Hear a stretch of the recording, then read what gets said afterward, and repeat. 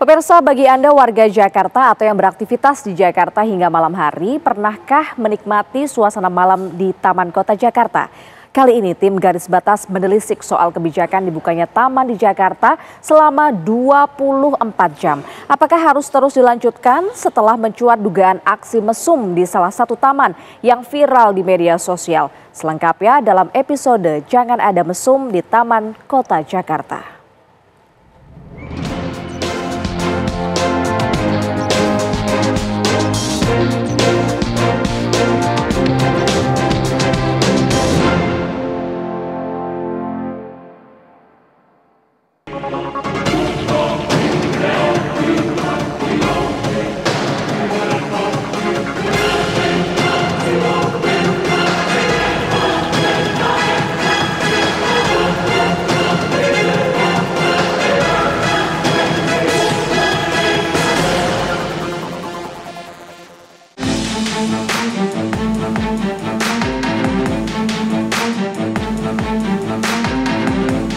Satu persatu janji Gubernur dan Wakil Gubernur Jakarta Pramono Anung Rano Karno pada warga Jakarta direalisasikan.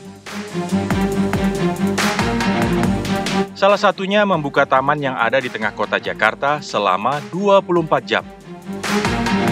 Ya, pertengahan bulan Mei lalu Gubernur Jakarta Pramono Anung secara resmi membuka aktivasi 5 taman sehari penuh tanpa tutup selama 24 jam. Saya menghimbau kepada warga Jakarta dan sekitarnya, termasuk dari Bogor, Depok, Bekasi, Tangerang Selatan, Cianjur, manfaatkanlah sekarang taman-taman di Jakarta bisa menjadi tempat untuk mereka berlibur di malam hari, bersilaturahmi, bertemu dengan keluarga. Jadi 5 taman yang kami buka 24 jam, parkirnya nggak masalah. 5 taman yang dibuka selama 24 jam itu adalah Taman Menteng dan Taman Lapangan Banteng di Jakarta Pusat. Sementara di Jakarta Selatan ada Taman Langsat, Taman Ayodhya, dan Taman Literasi Marta Christina Tiahahu. Ruang terbuka hijau dan juga taman saat ini masih menjadi tujuan masyarakat untuk sekedar berolahraga serta berkumpul bersama teman dan juga keluarga. Dan juga Gubernur DKI Jakarta Pramono Anung sudah menetapkan kebijakan membuka beberapa taman di Jakarta selama 24 jam. Namun dengan kebijakan tersebut masih banyak oknum masyarakat yang tidak bertanggung jawab menggunakan taman sebagai tempat asusila dan juga berbuat mesum. Lantas seperti apa nantinya kelanjutan dalam kasus ini? Kita bahas di Garis Batas.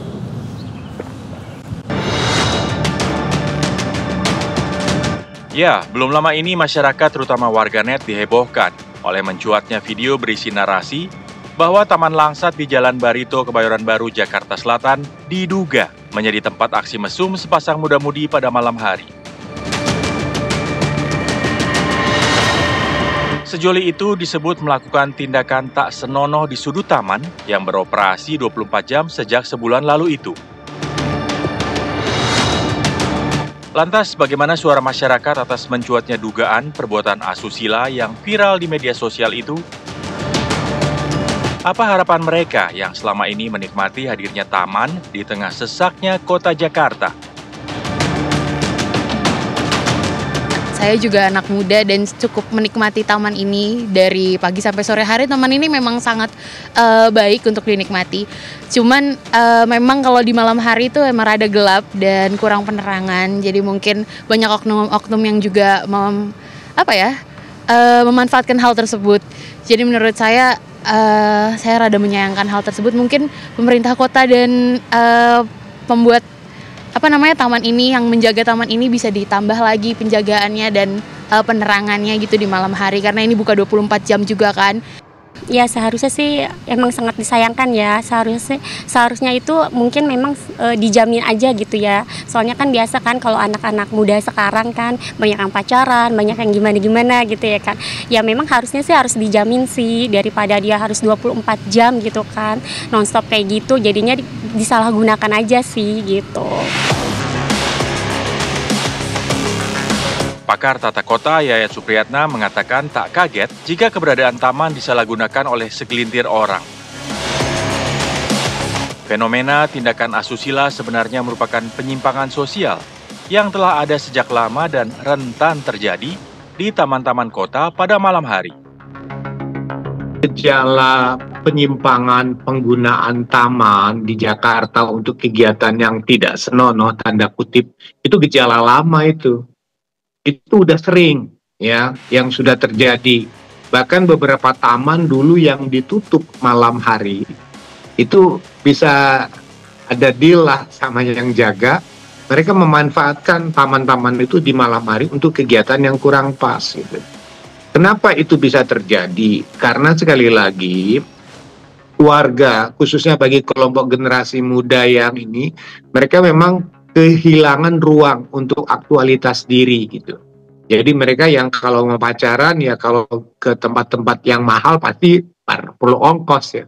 Prinsip kan mereka pasti mau yang murah, gratis, gampang gitu kan. Nah, kemudian tamannya juga memang memungkinkan untuk terjadinya aktivitas seperti itu.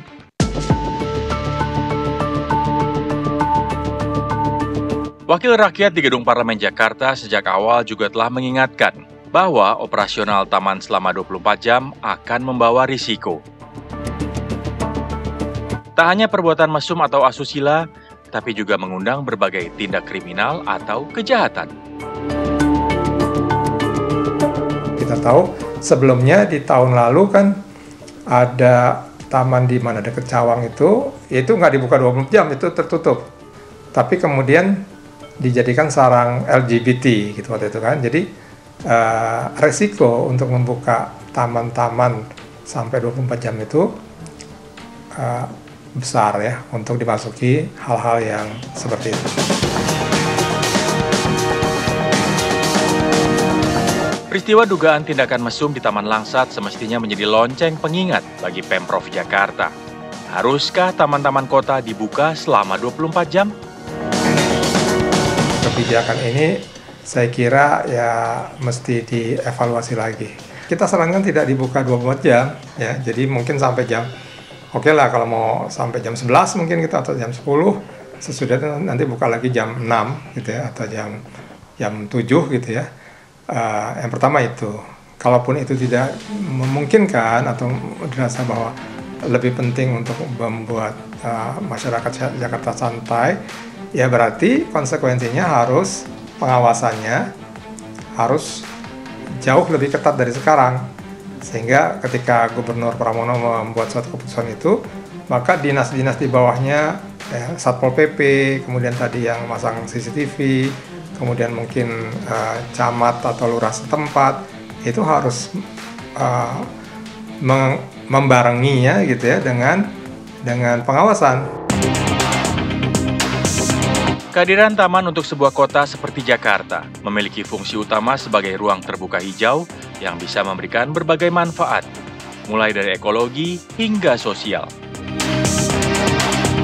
Jika fungsi itu terus dijaga, maka hadirnya taman di jantung Jakarta akan benar-benar bisa meningkatkan kualitas hidup masyarakat baik secara fisik maupun mental.